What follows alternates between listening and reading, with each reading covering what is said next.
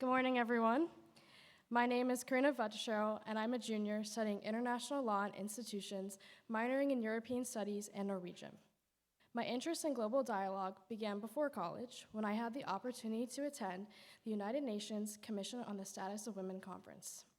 Listening to delegates from around the world engage in meaningful and at times difficult conversations showed me the power of dialogue to create change. Over the past year, I have had the opportunity to intern at a law firm in Dublin, Ireland, and this fall I participated in the HLS exchange program at ESADE in Barcelona, Spain.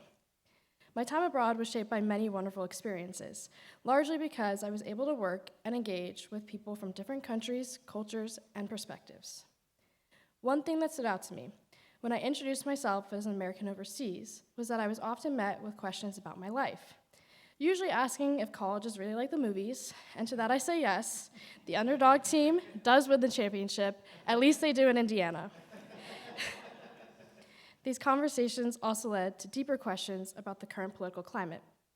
In many ways, these conversations reflected the core tenets of the United Nations: the exchange of ideas, the sharing of knowledge, and the effort to bridge understanding across borders. I realized that these principles don't just exist in conference rooms in New York. They are lived out in classrooms, communities, and conversations around the world every day. These experiences prompted me to get more involved with the HLS Model NATO and European Union teams. Engaging in these simulations allowed me to gain a better understanding of the complexity of international cooperation and the importance of honest dialogue in addressing global challenges. That same sense of purpose has guided my work this semester as a research and organizational intern with the Emmanuel Vorgba Center, a Nigerian nonprofit, where I've worked on writing and editing grant applications. Through these experiences, I have seen firsthand how both global institutions and grassroots organizations play a role in addressing some of the world's most challenging issues. At the same time, it would be impossible to ignore that the relationship between the United States and the United Nations has often been complex and at times strained. Recent policy decisions, including funding cuts and withdrawals, have raised important questions about the future of that relationship and the role the U.S. will play on the global stage. If my experiences abroad have taught me anything, it is that global leadership is not defined solely by policy. It's also shaped by people, through the willingness to listen, to engage, and to collaborate across differences. As we look ahead, the question is not just how institutions like the United Nations will evolve, but how we as the next generation choose to engage with them. It is now my privilege to introduce a panel that will explore these very questions: the impact of U.S. policy on the United Nations and how the organization may change in the years ahead. Please join me in welcoming Dean Bosco, our moderator, to the stage. Thank you. Thank you.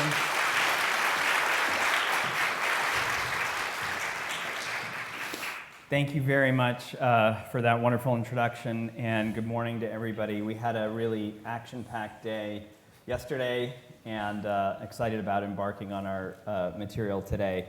One of the things that we had yesterday was a really excellent discussion and very vigorous with Ambassador Thomas Greenfield about the role of the UN, and a lot of spirited exchange between her and students about particular decisions at the UN and what kind of role the UN is playing, what matters at the UN and what doesn't. And so I think that serves as a really excellent foundation for the discussion we're going to have here.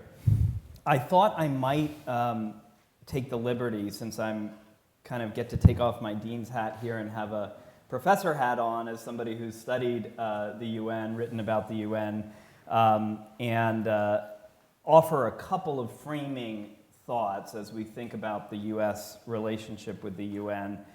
The first is that we need to think about the U.S. relationship in historical terms and try to abstract a little bit from the kind of crises of the day to think about what is that broader historical trajectory.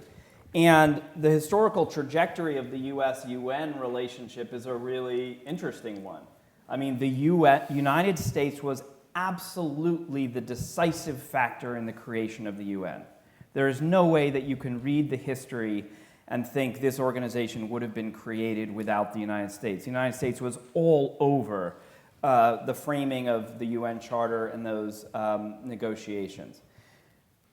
So that is one historical fact.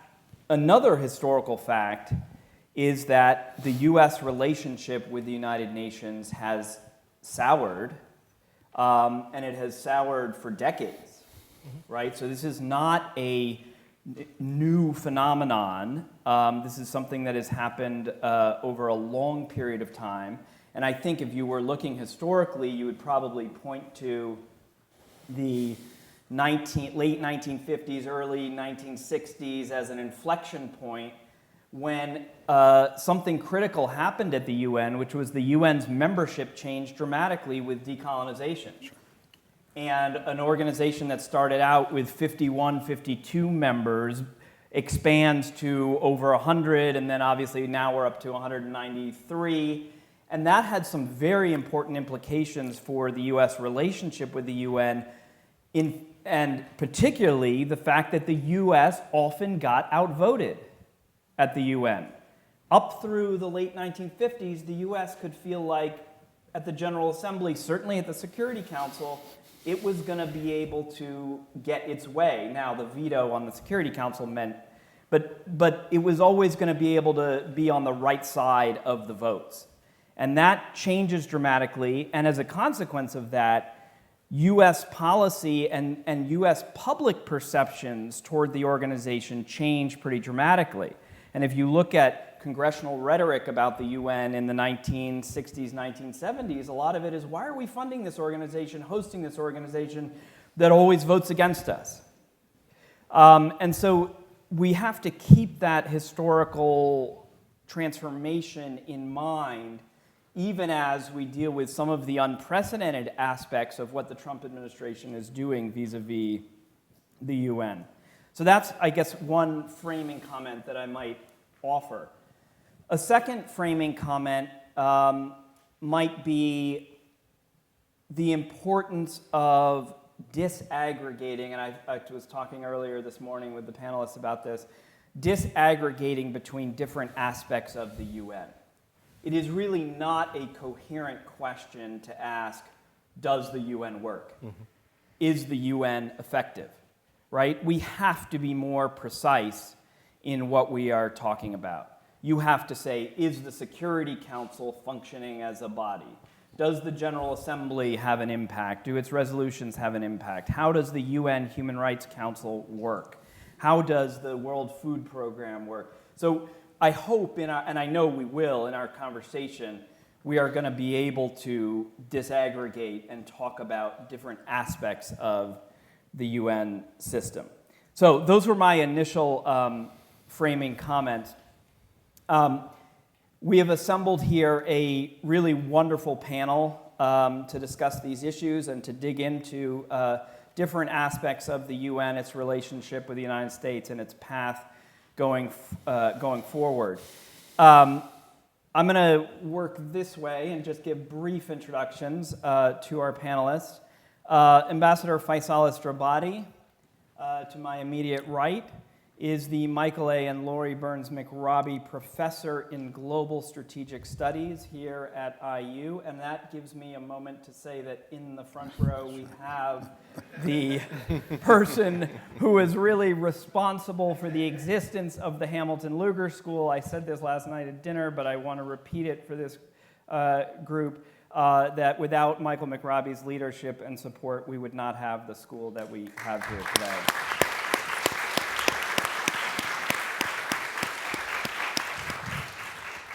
But Professor Estrabadi is the McRobbie Professor in Global Strategic Studies and the founding director of the Center for the Study of the Middle East. He is a double alumnus of Indiana University, and he was appointed ambassador and deputy permanent representative of Iraq to the United Nations in 2004 and served in the office of the Minister for Foreign Affairs from 2010 to 2012.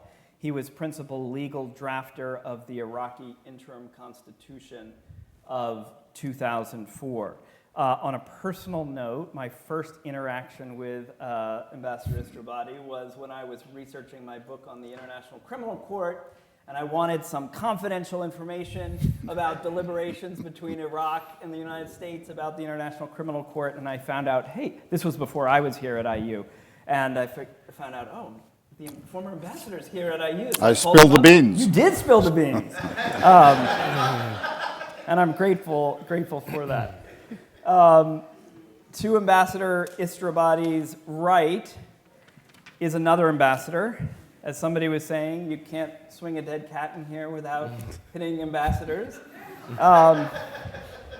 We have Ambassador Dorothy Shea right here. We have Ambassador Linda Thomas Greenfield around. Ambassador Kamisa Kamara is a professor of practice in international diplomacy at the Gerald R. Ford School of Public Policy's Weiser Diplomacy Center. She has had several high-ranking positions in the government of Mali, including as foreign minister, chief of staff to the president, minister of digital economy and planning. She is also a senior Africa advisor at the United States Institute of Peace and a non-resident scholar at the Middle East Institute. We're so grateful that you came down from Michigan and delighted to have you. Thank you. To her right is an old acquaintance of mine, Brett Schaefer. He is a senior fellow at the American Enterprise Institute in Washington, where he focuses on multilateral treaties, peacekeeping, and the United Nations and other international organizations. Before joining AEI, he served for a long period at the Heritage Foundation. He was a member of the United Nations Committee on Contributions to the UN, which is an important body that doesn't get a whole lot of attention. And he served also as an expert on the UN Task Force for the United States Institute of Peace. He also served as an assistant for international criminal court policy in the Department of Defense, and maybe depending on how the conversation goes, we'll have a little opportunity to talk about the International Criminal Court, although it's, of course, separate from the UN. He is widely published and has testified before both houses of Congress. I think it's fair to say in this administration, the writings of Mr. Schaefer get a lot of attention and have been highly influential. So we're very excited to have you here. I'm going to open with an initial question for each of the panelists, but I've encouraged the panelists to engage with each other, to have this be as free-flowing as possible. If necessary, I'll try to assert order and keep the peace, put on my blue helmet and keep the peace. But I'd really like this to be free-flowing. And so maybe I will start with Brett, if I could, and say that, I mean, you and I have gone back and forth over the years about U.S. policy toward the UN. I remember when I was at Foreign Policy Magazine as an editor doing a long sit-down with you about conservatives and the UN. What do conservatives want out of the UN system? How do they think about that? And so we've had long backs and forths on these issues in writing and in person. I would be very curious to hear your thoughts about the Trump administration's approach to the UN and the UN proper and the broader UN system. Obviously, in January of this year, I think the Trump administration announced the withdrawal of the United States from a number of different UN agencies and offices. U.S. funding to the United Nations has been held up, although I guess there was some payment made recently, but we're still significantly and historically in arrears to the organization. And so I'd love to hear your thoughts about what you've liked, not liked so far about the Trump administration's approach. So I think we need to divide this up between the first term of the Trump administration and the second term of the Trump administration. When you look back at the first term of the Trump administration, there was some skepticism toward international organizations, but it wasn't really a big focus for them. In essence, the president, the White House, left a lot of the policy direction to Ambassador Nikki Haley up at the UN. She was the one that was leading a lot of the debate over reform, over payments, over U.S. positions on various peacekeeping operations. She notably was the person that was leading the effort to tried to reform the Human Rights Council, which was unsuccessful and led the Trump administration to withdraw from that body and cease funding it. But there are other parts of the administration's interactions with the U.S.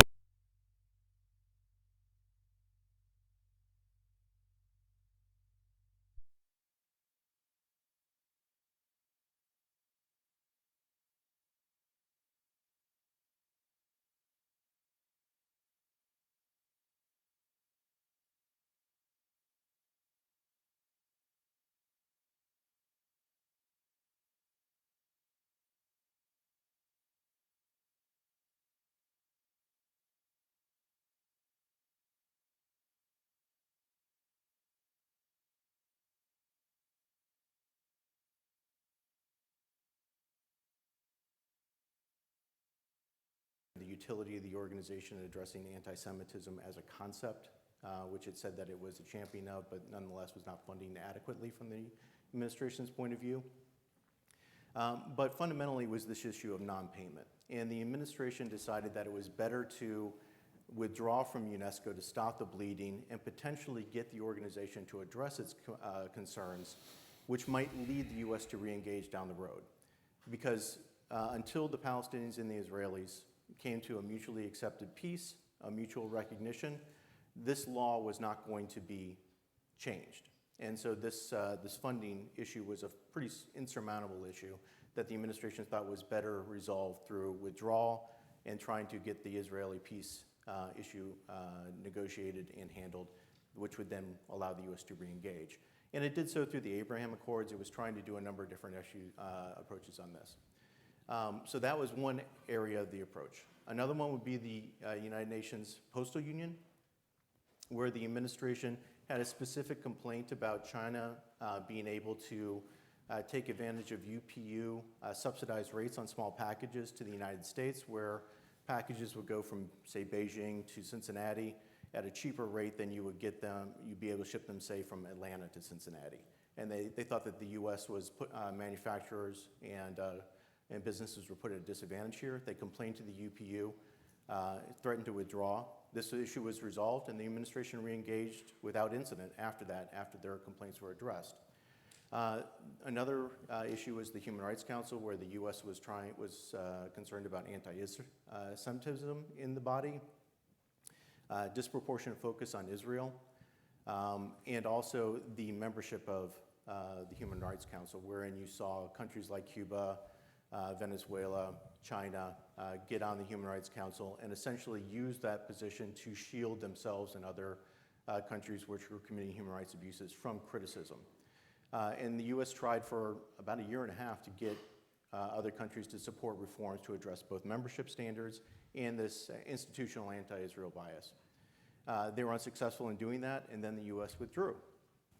And then, of course, there was COVID with the situation with the WHO, which the administration was very critical of the WHO's failure to hold China to account for, first of all, delaying notification to the international community about the incidence of the disease or the outbreak, and then failing to share the genomic data with the international community, and then preventing an international expert team from going into Wuhan to investigate the origins of the disease. I have criticisms for the process through which the administration went before announcing its withdrawal. They initially said that they were going to have an extended period in which the WHO was they were going to ask the WHO to address some of these complaints before withdrawal, but the president short-circuited that timeline and announced withdrawal before the WHO was even able to get there. And I thought that was the wrong step to take. You're undermining your own diplomats and negotiations there, but nonetheless, that's the step that it took. So in the first term, the Trump administration was very practical, almost like boutique in terms of its relationship with these international organizations. This term, they've been much more comprehensive. So they've announced cutting funding for international organizations across the horizon when they first stepped into office. They announced on February 4th that they were going to reevaluate the U.S. relationship and U.S. membership in international organizations across the whole horizon. So not just the UN organizations, but also all international organizations and multilateral treaties as well. And just to give you an idea of what this entails, it's a huge number. Over the past 10 fiscal years, the US has given contributions to almost 300 international organizations. Over that 10-year period, you're talking about almost $150 billion. It's a large amount of money, it's a large number of organizations. And so this is an enormous effort. But it's an effort I think is necessary to do because the United States is the major contributor to these organizations. It has a major interest in finding out whether US interests are being observed and protected and advanced in these organizations. And that evaluation needs to occur. And I've been recommending that the US government do this for a number of different years. I'm glad that they initiated it. That said, the implementation has been, I think, flawed. First of all, it was supposed to be done in 180 days. It did not occur in 180 days. The first result of this evaluation was earlier this year in January, where they announced a withdrawal from 66 international organizations. But what about the other 250, right? This is a large number of organizations that are essentially out there in limbo, uncertain as to where the US relationship is, whether the United States is going to continue to support them or not. We've gotten indications and signals from the administration's budget requests and some funding decisions overall that they do have value in some, or see value in some international organizations, but they haven't announced it. In essence, the process has been all negative in announcing decisions to withdraw and withhold funding, but not positive. Why aren't they announcing that the United States wants to continue to support the International Telecommunications Union, for instance? We've supported the re-election of the Director General there, so why wouldn't we and the administration did request funding for the ITU, so why wouldn't we just go ahead and say this is an organization that we support, that we continue to see value in? Because that also allows the United States to extend its influence and support inside the organization now that they know and they're certain that the US's engagement is going to continue.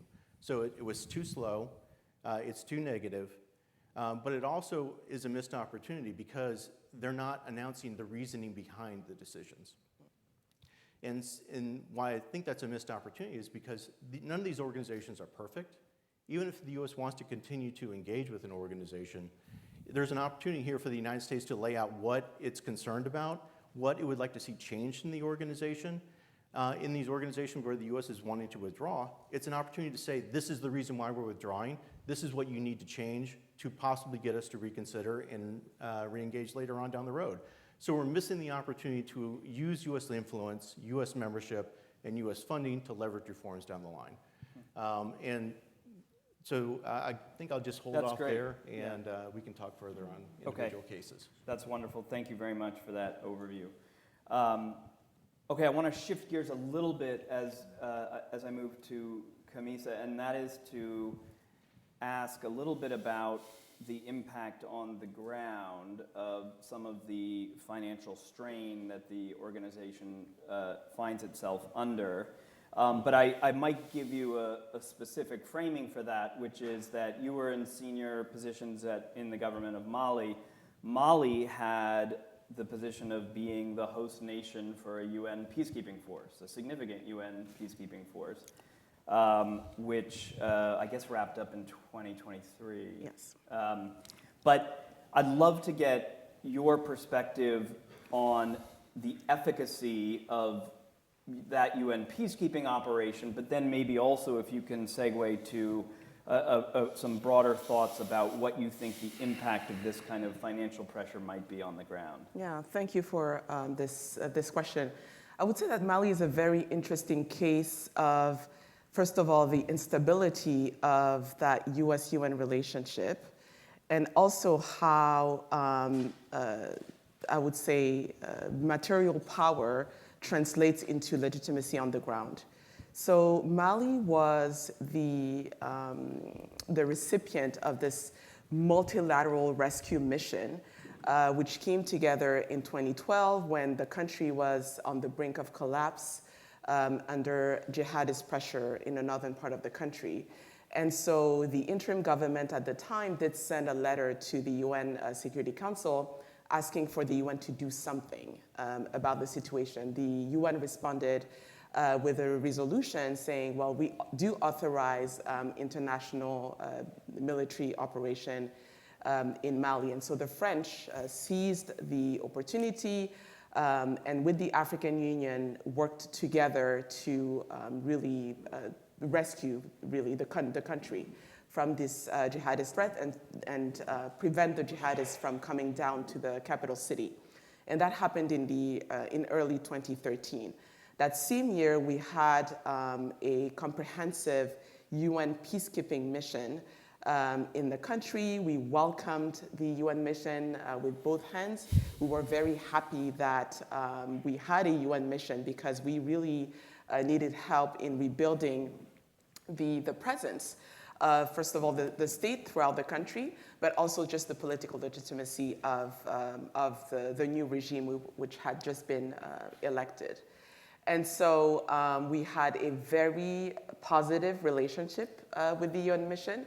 It was during the Obama era. I think we benefited from Obama's insistence on multilateralism and the importance of multilateralism. And that was really, I think, the golden age of multilateralism back then. Fast forward 2018, I am then foreign minister, and I go to the United Nations for the General Assembly. I am sitting on the first row, and here we have Mr. Trump taking on the stage and dismantling what multilateralism is about, criticizing globalism, and telling everyone in the room, you can do whatever you want, and we don't really care. We feel the impact of that speech immediately in Mali. There are discussions with generals about what happens if the UN mission decides to pack up and leave tomorrow.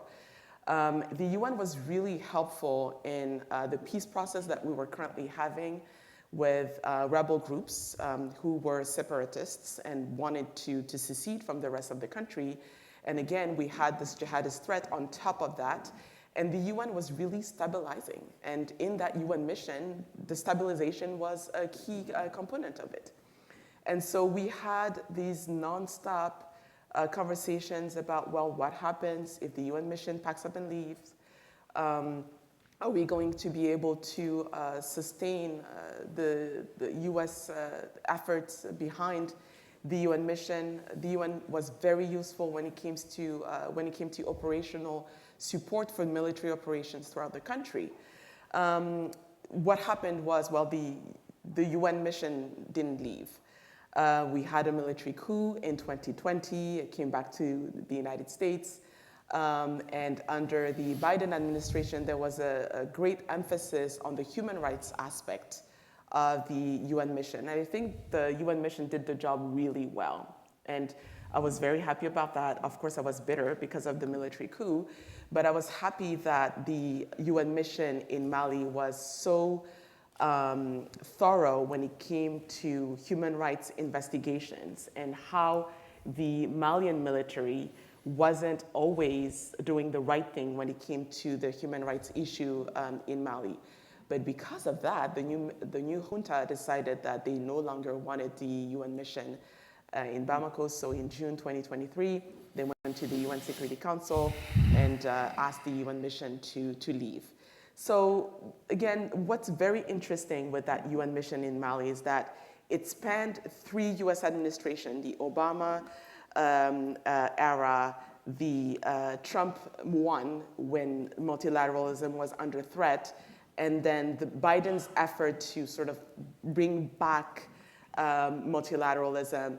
And then what we currently have really is an a la carte multilateralism, which I think is really fragmenting the global order, and that is one of the main questions that I would love for us to deep dive. Yes, thank you very much. You queued up very well the question that I wanted to address to Professor Istrabadi, and that is the question about the global order. Because you hear a lot about this and kind of the rules-based order, the global system, is it under threat? And I always find these conversations a little bit hard because the concept of what the global order was is really quite nebulous, to what extent it really was real. But I guess, at least in the way that many international lawyers think about it, and God help us, you and I are both lawyers, they think about the rules-based system and the UN Charter's rules on the use of force, right? And so when we talk to our students, we talk about the UN Charter's prohibition on the use of force, except for certain circumstances, a Security Council authorized mission, etc.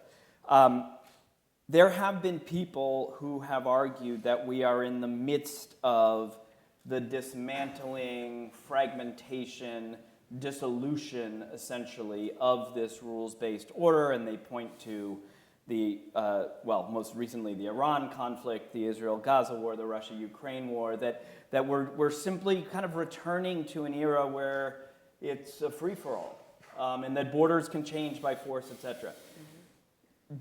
I'd love to hear your thoughts about whether we are seeing that, and if so, can it be arrested? Should it be arrested? Well, thank you. Yes, I'm one of those who, as you know, I've got an article coming out hopefully later this month, which argues that we are in fact in this transition where the old world order is being dissipated. So let me make a couple of observations. First, hearing the Trump administration's critique of the global order, I'm reminded of a line from Oscar Wilde's Lady Windermere's Fan, where Lord Darlington says, and I'm paraphrasing it slightly, we live in an age in which we know the price of everything and the value of nothing. The United States has been the single greatest beneficiary of the post-World War II system, and that's not an accident. It wasn't an act of God. It wasn't because of, American exceptionalism. It was the decision of men and women for the last 80 years to ensure that that is the system under which the global order was established. It was not perfect, but as Professor Una Hathaway and I don't remember her colleague at Yale's first name, Shapiro. There's an article by Hathaway and Shapiro in, I think, not the current, but the last issue of Foreign Affairs that says that, the point is that the international institutions which were created by the United States were specifically created for the benefit of the United States, and they created a much more peaceful world than the era that came before it. Not a perfect world, but think of where we were in 1945. That generation had gone through 2 world wars in 20 years.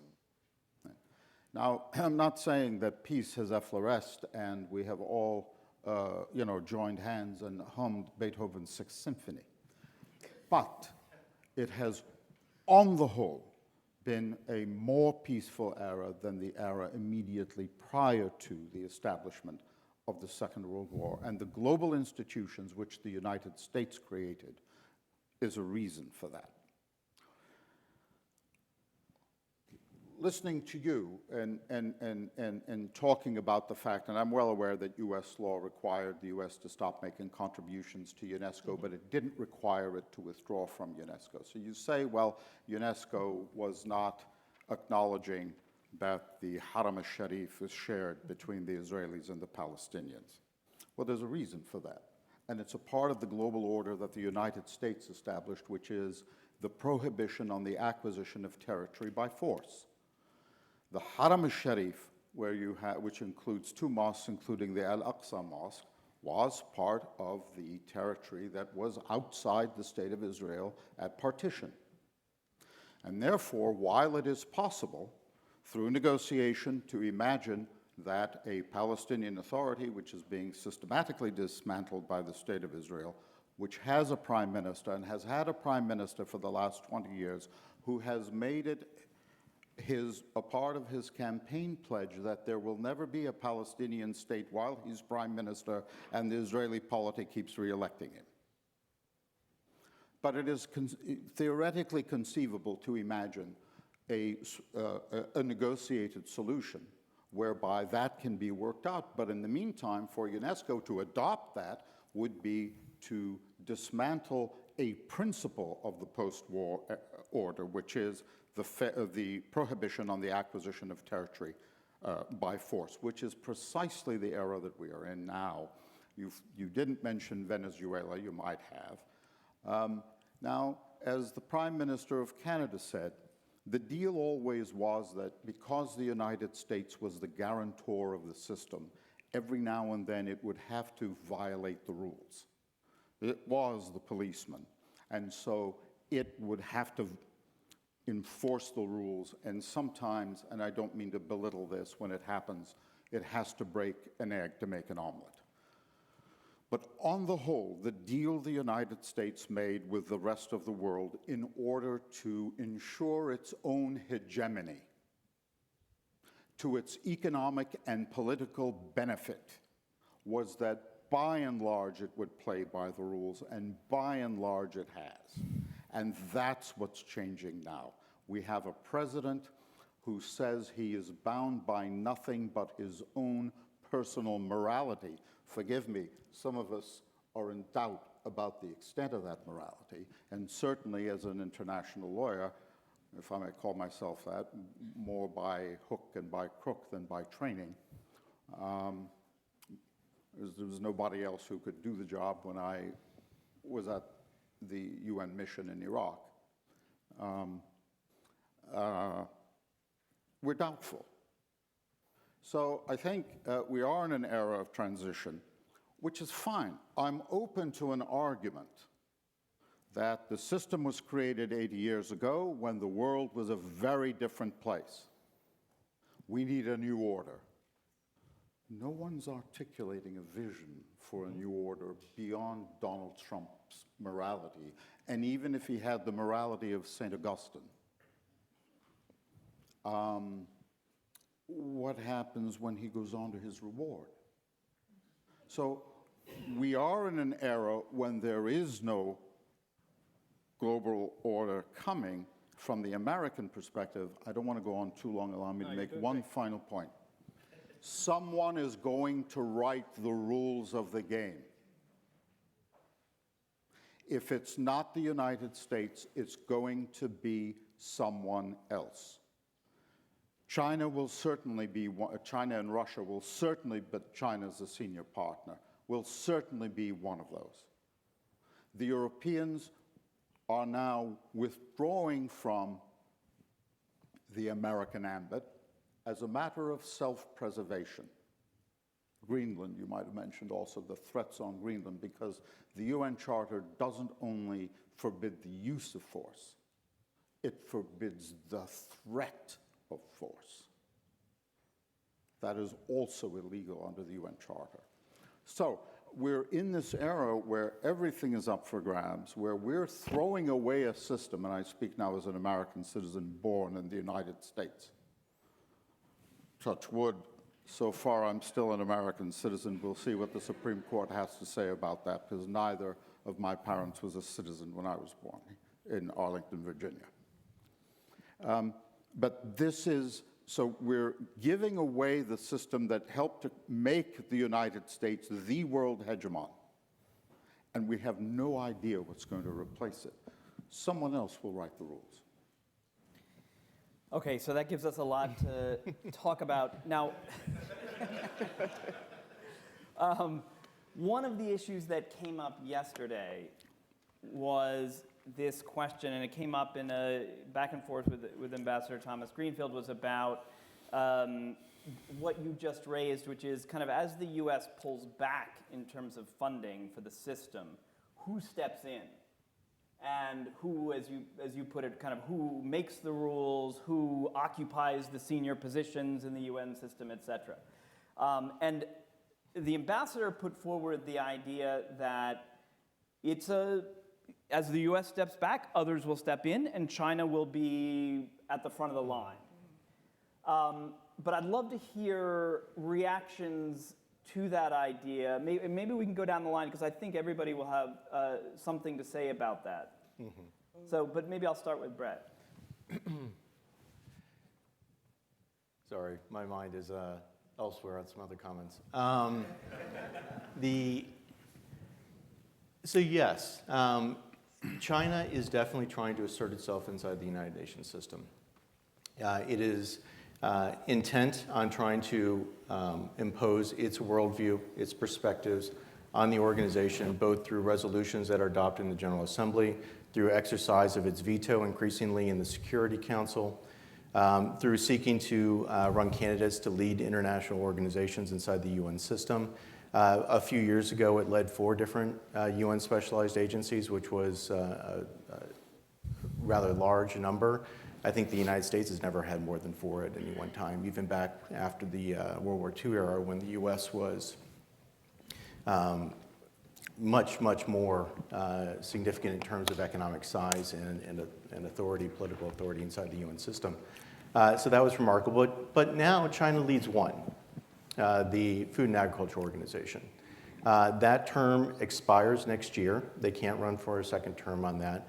So these things are somewhat cyclical. So the idea that China can somehow manifest itself to lead all UN international organizations, or even a majority of them, it doesn't work that way. The UN works by majority vote for the most time, so election to these organizations is subject to the support of other member states. All those other member states also would like to lead international organizations. Oftentimes they rotate regionally, so China might not even be on the slate as an option to lead the organizations. That being said, China's practice and influence over its nationals that lead these organizations is different fundamentally from what, say, the United States is. If an American citizen leads, say, UNICEF, or it leads the World Bank, or it leads the International Telecommunications Union, which is the case right now, the US government can't direct them to say something. There's no real overt threat to that person if they violate what the US would like them to do, or the positions that the US would like them to advocate for. China's different. There was a Chinese citizen that was leading Interpol about 10 years ago. This Chinese citizen did something that went against the wishes of Beijing. He went back to visit home. He disappeared. We've never heard from him again. So the idea that China is going to be a hands-off government in terms of leadership in these organizations is just fundamentally untrue. China's directly influential over these things, and that should give other member states pause, because leaderships in these organizations should be neutral. They're supposed to fulfill the mandate of the organization, not take directions from their home government, because they're supposed to be representing the interests of the organization and the member states more broadly. So that's there. Now, internally in the UN system, China is increasing its contributions to the UN system.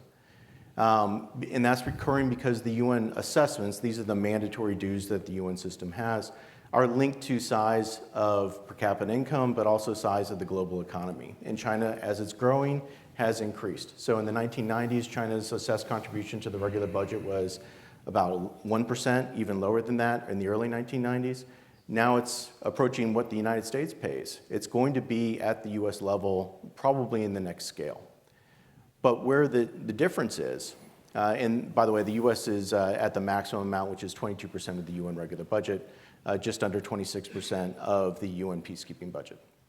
So China will be there likely in the next scale, which is the 3-year period of which assessments are based. But there's a fundamental difference in how China funds the UN system. On the assessed side, they do pay, but on the voluntary side, they largely don't. And to give you an idea of this, in 2024, which is the last year the UN published these statistics, the US gave about $14 billion to the UN system. China gave just over $2 billion. And the reason for this is because China pays its assessed amount, but it pays virtually nothing on voluntary. China that year gave about $265 million in voluntary contributions to the United Nations. The US gave over $11 billion. So it's a huge difference in degree in terms of US commitment to the organization, in terms of money that we don't have an obligation to pay. And people have been talking about how the US has pulled back from the UN. And yes, the Trump administration has decided not to pay a number of its assessed contributions and has cut back on voluntary contributions. But in December, they announced a $2 billion gift to OSHA, and I have some concerns about how that was done and the US oversight of that. But that $2 billion is more than China's assessed contributions to the UN in 2024. It's 80% of the entire Chinese contribution to the UN system entirely. So we gave a $2 billion grant to the UN Office for the Coordination of Humanitarian Affairs, something we did not have to do, and it was basically equivalent to what China gives to the UN system overall. So I don't think that there's an appreciation for the level of US support for the UN system in these pretty remarkable ways. But there's an overemphasis and an overestimate as to China's financial contribution. If I may add Please, to that, please, yeah. I sometimes feel that there are stories that we tell ourselves regarding China. If the US is not there, China is going to replace. If the US is not there, Russia is going to replace. China has its own agenda. Multilateralism is not one of them. I do not believe that China needs the UN to assert itself on the global stage. China has other avenues. There are BRICS, there are BRI, and then there are the bilateral relationships that you do not see. I've worked for many years with China. As a foreign minister, China was my go-to country. If I needed something done within the UN, I would first go to see the Chinese ambassador or representative to the UN before I would go see anyone anywhere else, because they were reliable. Whatever happened during those meetings, whatever agreement came out of those meetings was actually going to happen at the UN Security Council. They were reliable, they were transparent in our relationship, and they were very effective. Whatever agenda we had with them, this is what we need, what can you give us? This is what you're going to give us in exchange. It was a transactional relationship, the way that Trump wants to have his relationships in the world. This is the relationship, the types of relationship we had with China. But again, it was very effective. And I do insist on the fact that China does not need the UN to become the world power that it wants to be. You know, you've both actually made my point. Because Trump wants to emulate the way China does business.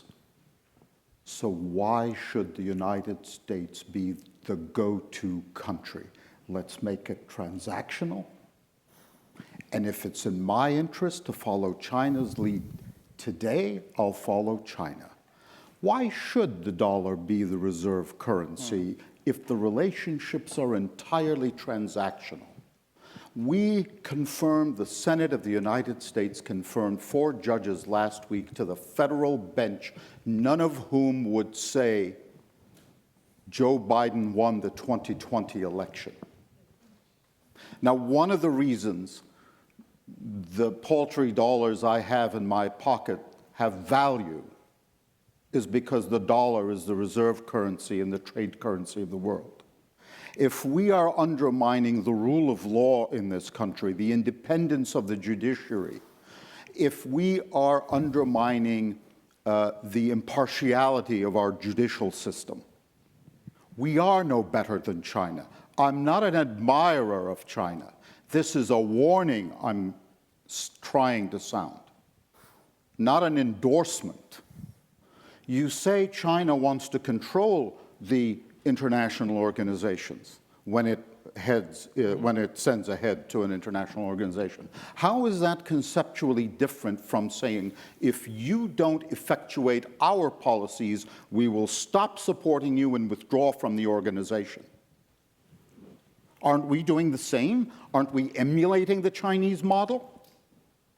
I'm going to give you another quote, and it's from the English constitutional essayist, and I've tried to commit it to memory, and I hope I'll get it right. The constitutional essayist, the English constitutional essayist, Walter Bagehot. If you watch The Crown, he comes up when the Princess Elizabeth is sent off to Eton to study the English Constitution. She's studying the works of Walter Bagehot. And what he said was, the characteristic danger of great nations is that when at last they fail, they do so from failing to comprehend the institutions which they created. And that's exactly the moment that we are in now. And it isn't just the Trump administration. Forgive me, Ambassador, I'm glad you're in the room because I wouldn't have done this if you weren't. It might have seemed cheap. But one of the things, and I do not believe you were the one who actually cast the veto, the vote that everybody, that the students complained about publicly, and they were polite because this is the Midwest, was the several resolutions on the ceasefire which the United States vetoed. By the way, more or less in a minority on the Security Council. But the one time to my knowledge, and I'll be happy to be corrected, the one time to my knowledge when the United States voted alone by itself, no other country voted with it, not its closest allies. There were 3 NATO allies on the Security Council, the 2 permanent members in Belgium, I believe, was on the resolution not allowing Palestine entry into the United Nations as a member state. That has never happened before. The last time the issue came up was under the Obama administration. The Obama administration was able to prevent 9 states from voting yes, which means you can't pass a resolution unless 9 member states of the Security Council vote for it. So it didn't even come up for a vote because there were fewer than 9 votes. The United States was totally isolated, and it has been repeatedly isolated on the Gaza issue in the General Assembly with a handful of states voting with it. So this process of isolating the United States from the rest of the world is not something that is exclusively a Trump phenomenon. It has been going on for a while. What I'm suggesting to you is the world's going to move on, and there will be deleterious consequences.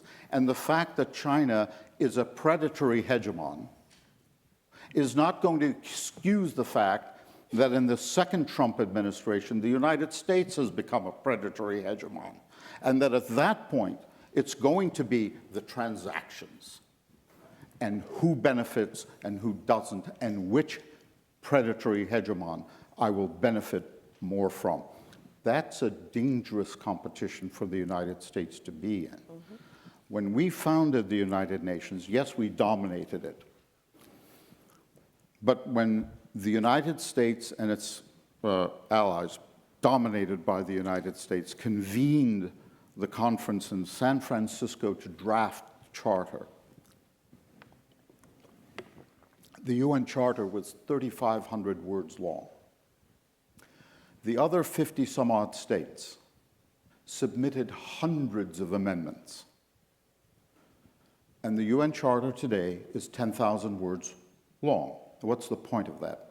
The US didn't dictate the terms of the post-war.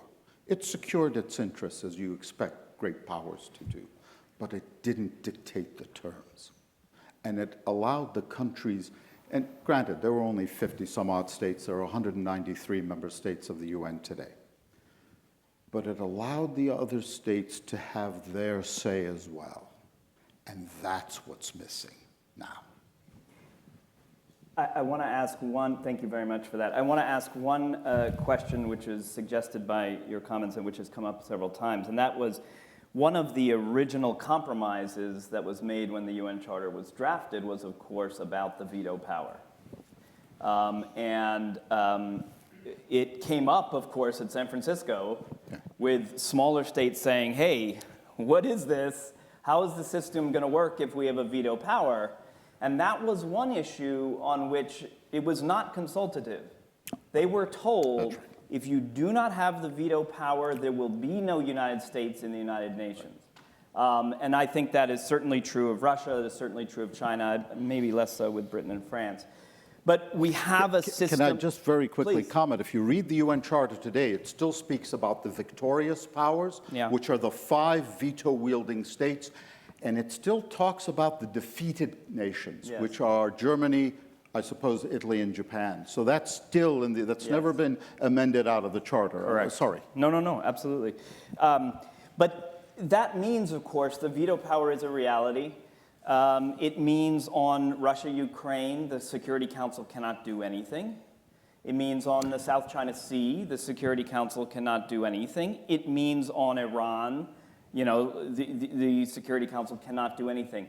I guess my question is, are we back to kind of Cold War levels of dysfunctionality in the UN system, when if you had looked at the UN in the 1980s, people kind of threw up their hands and said, you know, look, this is just a talk shop. There's nothing happening there. Are we back to those levels, or are we in some kind of intermediate position about the relevance of the UN? And I'll go right down the line, because I'm guessing everybody will have. Okay. First, you mentioned the Charter a couple of times. There is an Article 51 in the Charter which acknowledges the right to self-defense, which does not outlaw use of force. I didn't say it did. You said that it outlawed even the threat of use of force. It does. Article 2.4. Article 51 specifically says that countries are able to defend themselves from threats that they No, construe. that is not what Article 51 Yes, it says. does. Article 51 says that nothing in this charter shall impair the inherent right of individual and collective self-defense when an armed attack occurs. That's what Article. Somebody have their. I usually carry the Article 51. That is a verbatim quote of the charter. That has never been the understanding of how it's been implemented, and it's been Absolutely untrue. violated regardless. Article 51 has been interpreted as countries' ability to defend themselves through use of force to imminent threats and perceptions of threats and to attacks. That is not Article 51. countries That's have done. customary international Ambassador. law, not Article 51. Ambassador, let him. We got students here. They shouldn't hear information that's not Okay. strictly accurate. They can What? read the charter. Yeah, you can, whatever. It's completely, what you're projecting is a fantasy. It's never been the case that the UN, since 1945, that has been observed in fact or in practice by the member states. If you go back to the first 45 years of the United Nations, the UN Security Council was a backwater. Any issue of major significance that impacted on the major powers, the P5, was addressed elsewhere. That if you had an issue that was of secondary or tertiary nature, you could give it to the Security Council. They may approve a peacekeeping operation for it. They may not. That is the way that things were handled, and we are returning to that status. The situation from 1995 to about 2015, I think, is an aberration rather than the norm. We assumed it was going to be the new norm, but it is not. We are returning to the previous practice. The other situation, you mentioned before how the dynamics in the Security Council have changed. Yeah. And they have. The membership has changed. The U.S. didn't cast a veto in the United Nations Security Council until 1970. Prior to that, the Soviet Union was the country that cast most vetoes in the UN Security Council. Since then, the U.S. has cast the most vetoes. The dynamic of the membership has changed the organization very fundamentally. Since the U.S. has been tracking numbers in the General Assembly, voting coincidence with the United States since 1983 has averaged about 35%. So the United States has voted in the minority roughly 2/3 of the time in the General Assembly.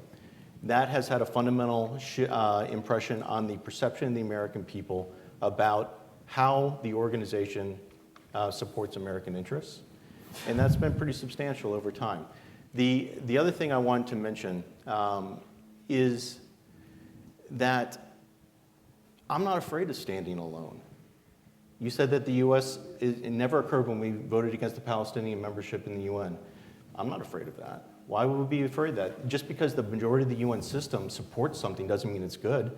The majority of the UN system voted to equate Zionism with racism. That was a fundamentally immoral, illegitimate act, and thankfully the UN General Assembly was forced to push it back in 1991 under the Bush administration. So we were right to stand against it then. I think we were right to stand alone when we think that the situation merits it today. Let me just bring us back to the question here, which was, how historically do we think about the role of the UN? And I think what I'm taking from your comments, Brett, is we are back to a more Cold War kind of reality for the UN, where it will be, I'm kind of extrapolating from your comments here, where its relevance will be very episodic, depending on kind of the stars aligning, where the veto will be used regularly, where major issues of war and peace are simply not going to be grappled with by the Security Council. And so the perspective that you're offering here is a very interesting one historically, which is that this period from the end of the Cold War to about, I mean, I would say 2005 maybe, was just a kind of moment. Yeah. And that now we're back to what the UN was. Yeah. It was a unipolar moment. It was when the United States had unparalleled strength and influence around the world. And because we were willing to support the UN and allow it to act, this is more of the United States allowing it to work in this fashion rather than acting as a sort of a unilateral power imposing its will on the organization. We got the UN to be much more active, much increased in size, scope of its operations, scope of its mandate than had been the case prior to that. I mean, before 1990, there were UN peacekeeping operations, but they were much more limited in scope. I think there were less than 20 of them certainly before 1990. Yeah. And we got a huge surge of them in this period. I expect that we're going to have a return to a much more limited approach to UN peacekeeping as the UN Security Council becomes less likely to act on these things. And I think that's the future we have going for us. So I don't think it's a moment that's going to repeat itself anytime soon.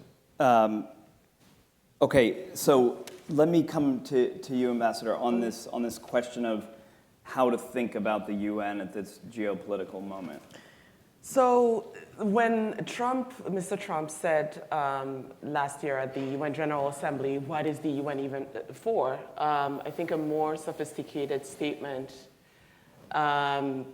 could have been, what do we do to fix the organization? It clearly needs to be fixed. I was very excited when Ambassador Greenfield mentioned that the US was going to support 2 African permanent seats on the UN Security Council, and we were very quickly disappointed when we learned that we would not have any veto power.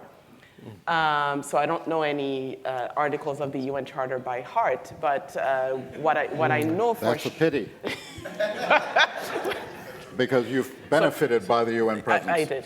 Sorry, Professor. As has Iraq.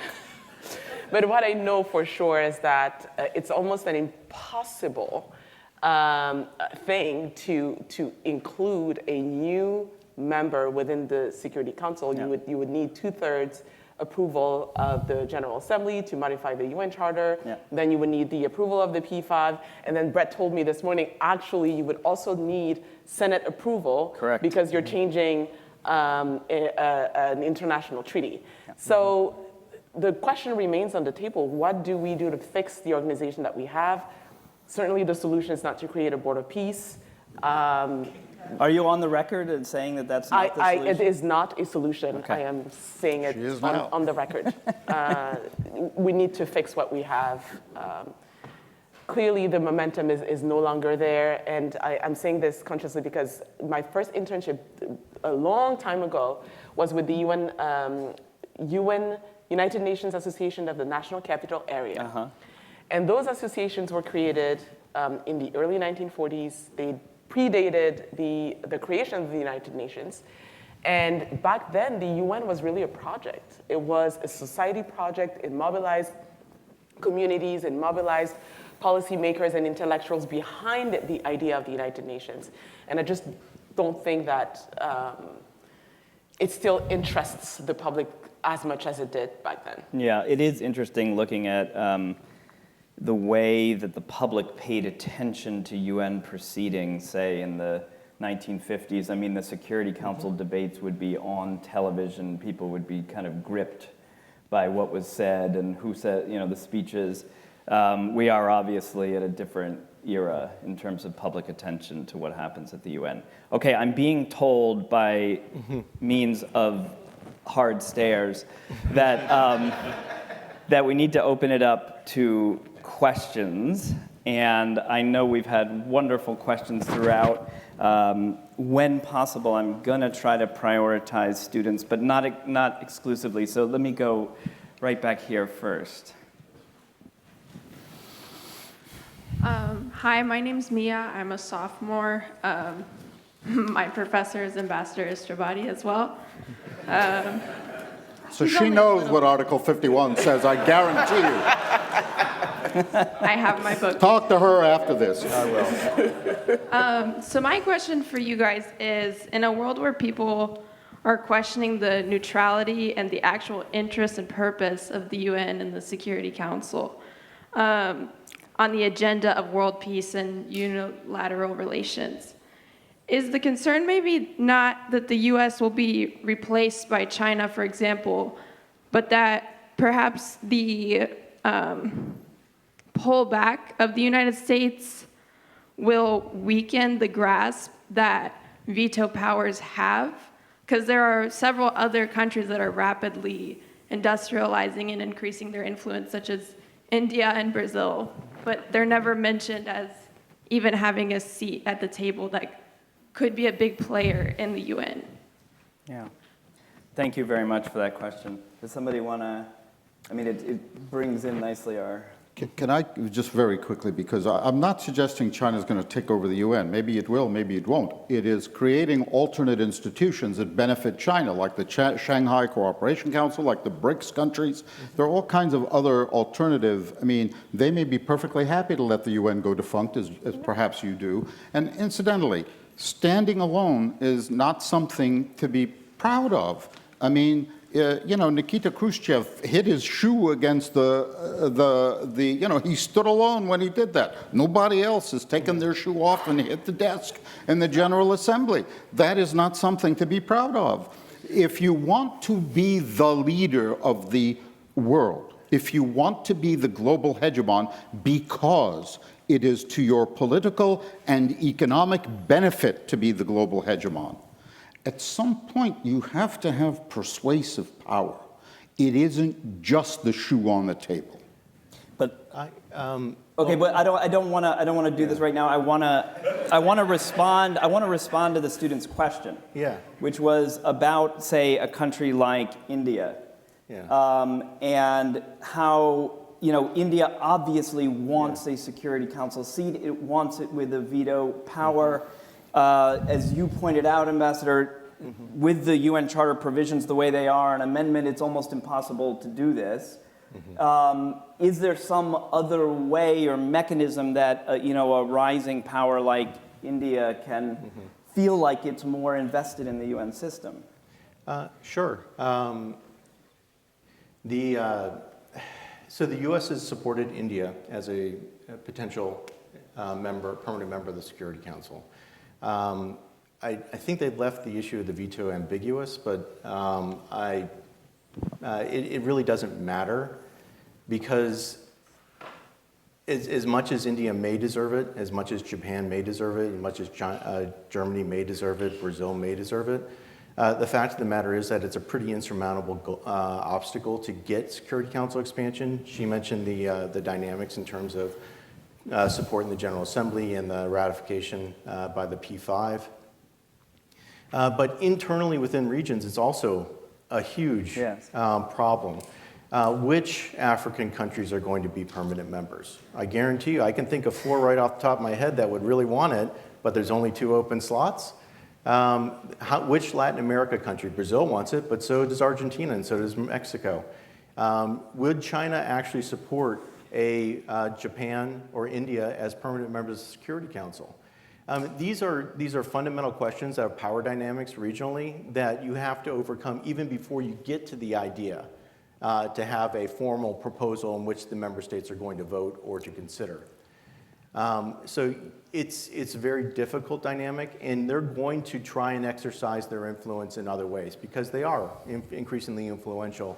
And that does lead to other outlets and other avenues that they're going to pursue, inevitably, to make sure that their interests are preserved. And one point about the Khrushchev thing, he banged his shoe, the Soviets left, the US got the intervention in Korea, and then they never left again, which is another reason why the US shouldn't leave the Security Council, because sometimes we do have to vote by ourselves. Yeah. Now, he banged his shoe in the General Assembly, to be clear, but which is where shoe banging should happen.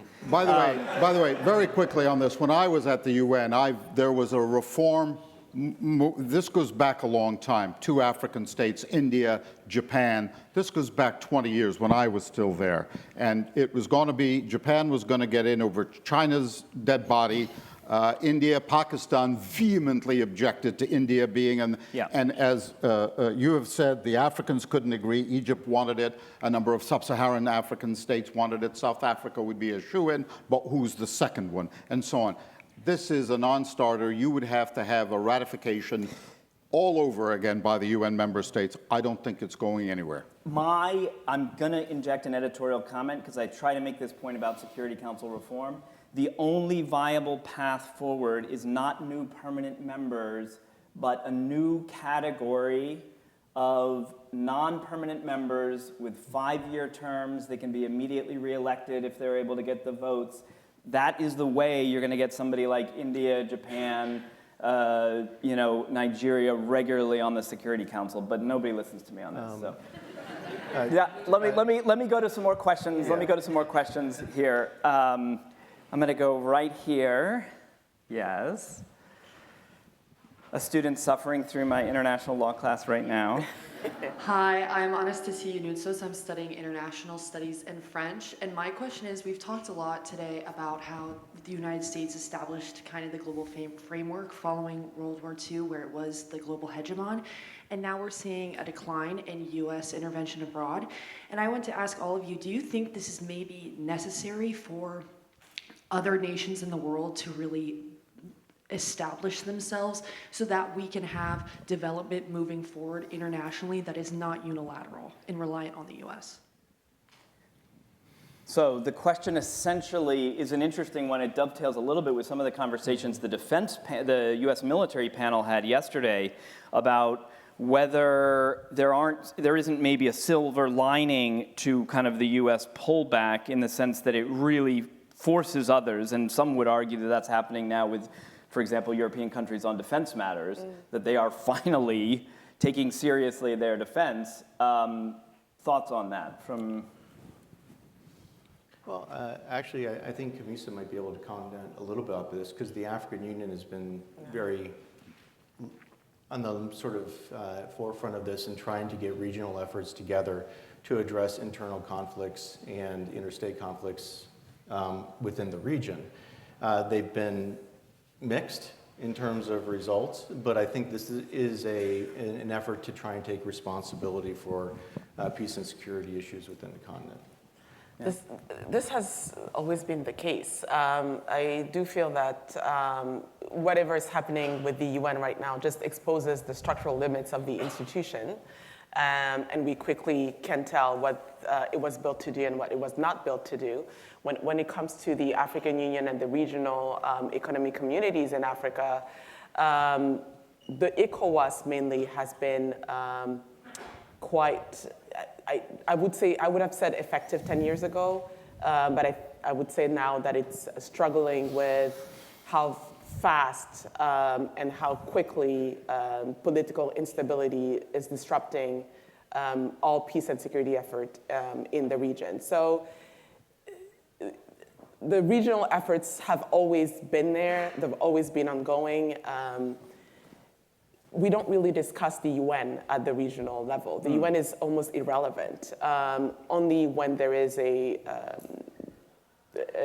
military operation needs authorization, that is when you will hear about the UN. But the UN is largely irrelevant when it comes to regional insecurity and instability. Mm-hmm.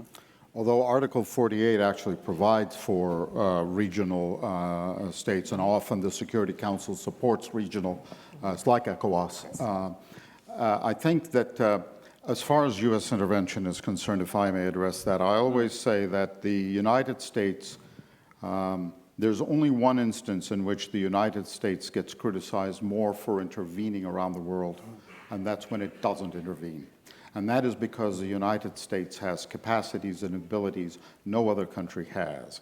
And so before we sort of begin to cheer on the sort of humanitarian impulsed interventions that the United States does do, before we cheer on the fact that it is withdrawing from those and going strictly towards operations like in Venezuela, operations like in Iran, military operations, rather than efforts to stop humanitarian crises. Who's going to do it? There's nobody, no one has the logistics capacity of the United States. Nobody, not China, nobody. And so for every, there's a price to pay for action, there's a price to pay for inaction. And all I'm suggesting is you need to think about both sides of the ledger. Yes, yes. Well said, I think.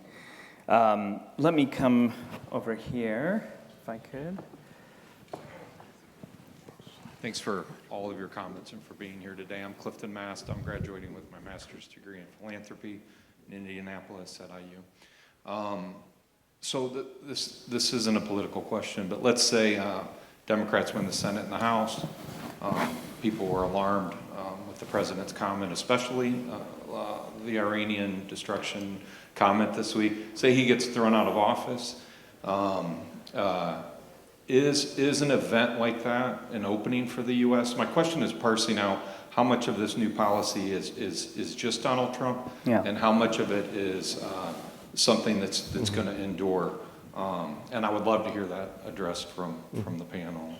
Yes, thank you for that question. That was actually something I wanted to bring up for the panelists, which is how enduring is the Trump administration's policies vis-a-vis multilateral organizations likely to be? Or are we just going to kind of look at this as having been a Trumpian moment and then everything kind of goes back? I think there are a couple parts to that question. One is you have the president in the White House for 4 years. So even if there's a change in Congress, his evidenced willingness to not pay funding to the UN system, regardless of whether that is consistent with the law or not consistent with the law, is unlikely to get litigated rapidly by the courts. This is still going to have an impact on the organizations. So that gives the U.S. an opportunity to try and leverage reforms from the organizations in the meantime. My big criticism of the administration in this regard is that it hasn't been very specific about what it wants. And you need to communicate with the organizations what your desired outcomes are if you want them to actually meet you in some fashion to get that. You also need to be willing. Do you think it knows, and it's a serious question, do you think it knows what it actually wants? In some cases, I'm certain that it does, because I've spoken to individuals in the administration that do have ideas of what they want to do. In some cases, there's just been no communication. For instance, with the World Health Organization, it was just no communication whatsoever with the World Health Organization, but that was mutual. Tedros also didn't communicate with the White House, either during the transition or afterward. So that was sort of like a decision by both sides not to engage on that issue.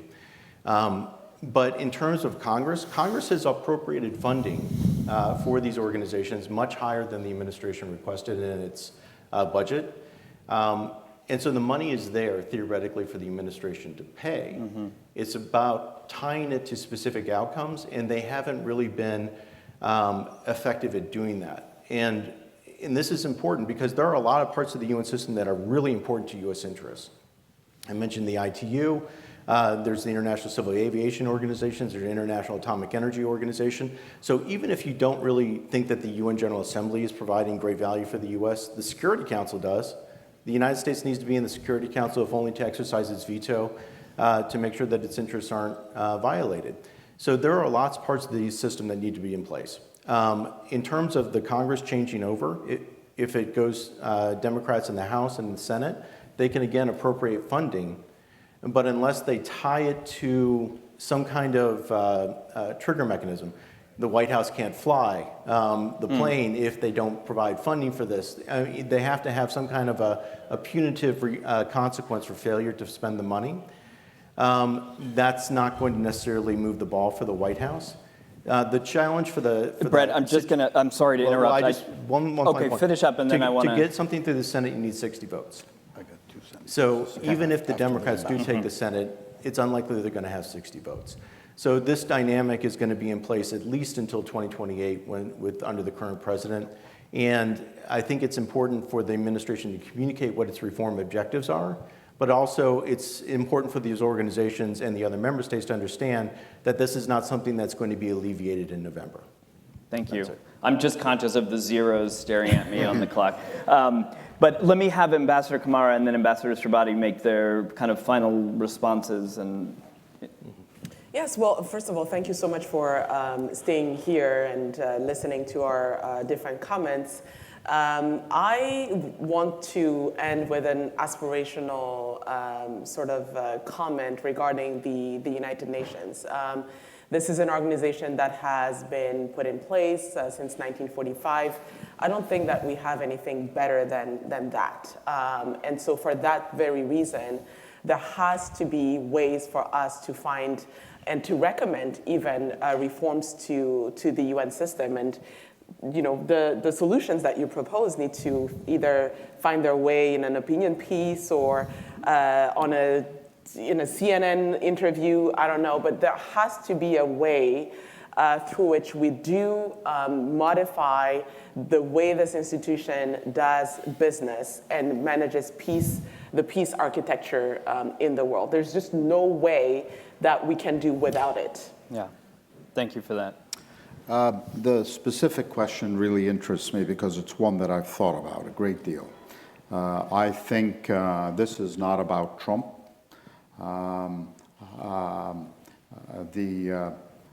There is a junior minister in the French cabinet who said in October, before the last election in this country, so October 2024, and I'm quoting him now, my last quote, it is ridiculous, or absurd, it is absurd that the security of Europe is decided by voters in Wisconsin every 4 years. The world is going to move on. The world I was born into, that we were all born into, is over. What's coming next, I have no idea because nobody's laid out a plan. But the world is going to move on. And we must as well. But I want to thank you. I Yes, gave you did. you You that. set me up. Thank you.